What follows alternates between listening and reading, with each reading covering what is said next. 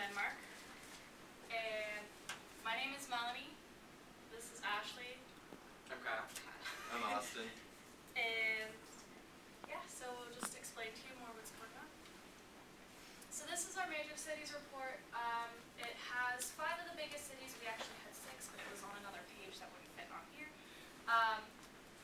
And it just shows what the main attraction is, the biggest industry, the population, and then also tells if the city is primarily Danish speaking. Spoiler alert, they all are. So we've got Copenhagen, Aalborg, Aarhus, let's see, Horsens and Odense up on here. Copenhagen is the biggest city in Denmark. It's the capital, so it's kind of a given. So the first place we'll be stopping is Tivoli Gardens, and it's the biggest attraction of Copenhagen. And for good reason, it's been around since 1843, and there's just so much to do. There's different plants. It is actually a garden. There's also fun roller coasters and stuff, and there's all sorts of different buildings that you can look at. And it's super pretty at night because there's lights all over and it'll reflect on the water.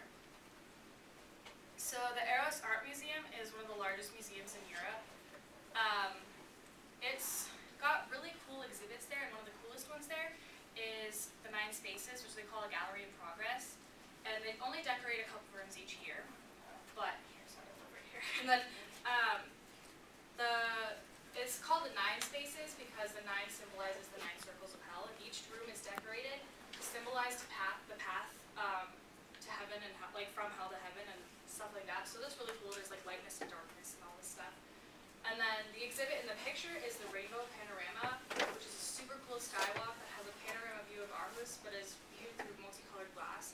So at different times of the day, and depending on where the sun is, the glass just gets super different colors, and it looks really, really cool. So the next place we're going to go is the Avalon Zoo. It's in a very small city, but it's great for families, and it actually has over 1,500 animals. So it's very exotic and it has a huge variety. And the next place that we can go is to see museums and a tour of Hans Christian Andersen. He's a famous author from Denmark who wrote Grimm's fairy tales. So you can go and learn all about his life and all of his paintings, as well as his literary work.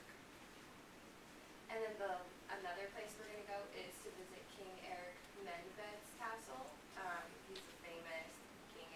It was constructed in 1313, so it's kind of like a big historical piece of architecture that you definitely want to check out. Then we also have the Rounders Tropical Rainforest Zoo, and it's one of the coolest places there because it has 3 different biodomes for different areas like Africa, Asia, and South America. And they house all kinds of animals native to those areas and those exhibits. And there's also many reptile ones and ones you see at normal zoos, but they have a bunch of different animals and free harmless snakes where they just roam around in there. And it's definitely a must-see when visiting Rounders. Then we have our cost breakdown, and we did it for the activities in each of the little places that we're going to. So it would be $310 plus the with the admissions fee on there, but if you refer a friend, it'll drop it down to $258. And then also we're going to have a bunch of edible options with us. We're going to go to a bunch of different restaurants. We'll get you a lot of different options, kind of show you all around Denmark with their food and show you what different types of food they have there.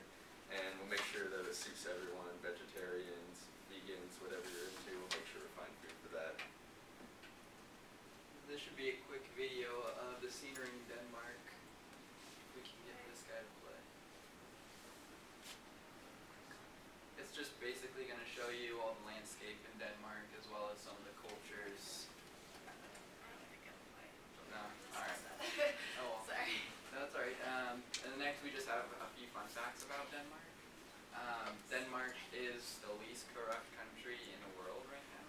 So you have that sense of safety when you're traveling with them. Also, their currency is called the krone. The average life expectancy is actually pretty high in Denmark. For females, it's 81 years. For males, it's 78. And then the flag is one of the oldest flags adopted by the old English monarchy. It was adopted in 1219.